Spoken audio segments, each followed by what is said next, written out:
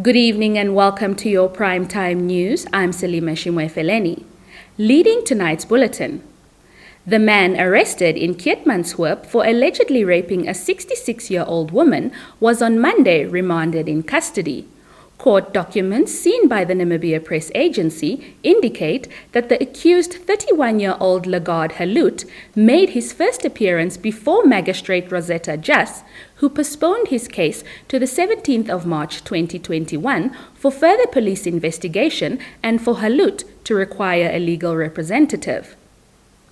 During the court hearing on Monday, Halut told the court he will seek legal aid representation. Kanjimi Murangi Secondary School in the Kavango West region has been temporarily closed after 15 learners tested positive for COVID-19 on Monday. The learners were swabbed last Thursday after displaying COVID-19 symptoms. Kavango West Education Director Teopolina Hamutuma told the Namibia Press Agency on Tuesday the school has been closed since Monday to prevent further transmission of the virus. She said those who have tested positive have been isolated, while those who are still waiting for their results have also been put into a different section of the school hostel. The Trade Union Congress of Namibia, TUCNA, is demanding government to make provision for salary increments for civil servants, citing that their members have not received any salary increments or adjustments in the past 6 years. TUCNA Secretary General Mahongora Kavihua made these remarks at a media briefing in the capital on Tuesday. When we last met here, we lamented the lack of increments and adjustments for civil servants for the period of more than 6 years. We know that there was no increment of public servants' salaries for quite considerable time now. Our demand for this the national budget that's about to be tabled is that we are not going to welcome a budget which does not include more than 10% increment for the public servant.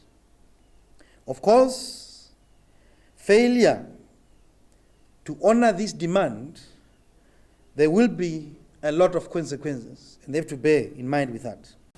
We will be back shortly after the international news roundup.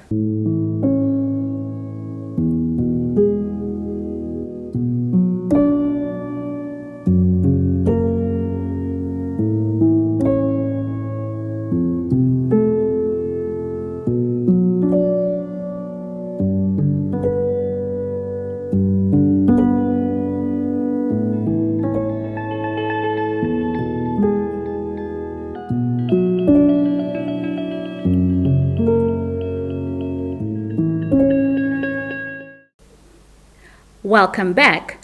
The Arandas Town Council recently acquired a 10% stake in Uno Investment CC, a charcoal processing plant established in January 2020. Uno Investments is a Namibian-owned company that employs 53 people, of which 90% are locals, and will officially reach full production by the end of April 2021, employing a total of 90 to 100 people. In an interview with NAMPA, Arandas Town Council Chief Executive Officer Stanley Norris said there is a section within the Local Authority Act that allows the local authority to enter into joint ventures. To reduce some of the pressure from central government, which in essence provides capital funding to the local authority, the town decided to enter into different joint ventures and is in process of finalizing some of them, he said.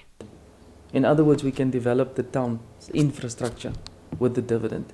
So this also relieves pressure from central government, and it allows the council to develop the infrastructure. So when we changed this plan at the end of 2019, in essence is to create a self-sustaining capital budget out of the statutory and of course the fixed assets that we have.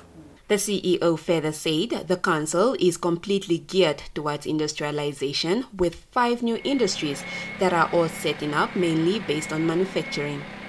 They include a boot manufacturing factory, gypsum factory and garment manufacturer. Uno Investments Managing Member Augustus Unovene said the business procures charcoal in bulk from producers at various locations in Namibia. It is then graded into 3 sizes, small, medium, and large, at the plant. Charcoal is one of the opportunity to the Namibian farmers. As you know that 2019 there was a huge drought where the farmers, they have lost a lot of cattle and they were left with nothing. And this charcoal is a relief to the farmers. It will help the farmers even to recover for the stock, for the cattle that were lost. And on top of that, charcoal can bring a lot of revenue in the country because like my company, I'm export this Namibian product. And then we receive the foreign currency, which is good for the country. The European Union has assured Namibia of its continued support in its developmental initiatives, despite the country being classified as an upper middle income state.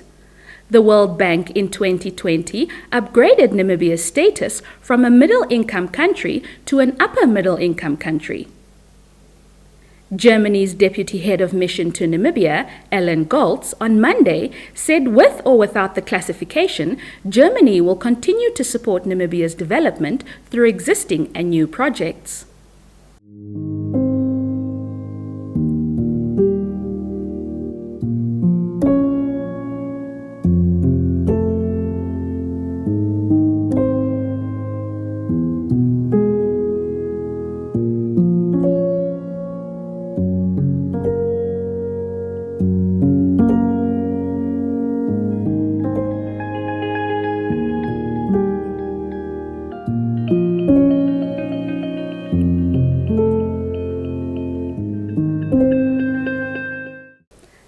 That's all the news we had for you tonight. Many thanks for tuning in. If you're new to our channel, please subscribe, like, share, and click on the notifications bell to stay up to date with the latest happenings locally and globally. From myself, Selima Shimwefeleni, and the entire Nampa crew, it's good night.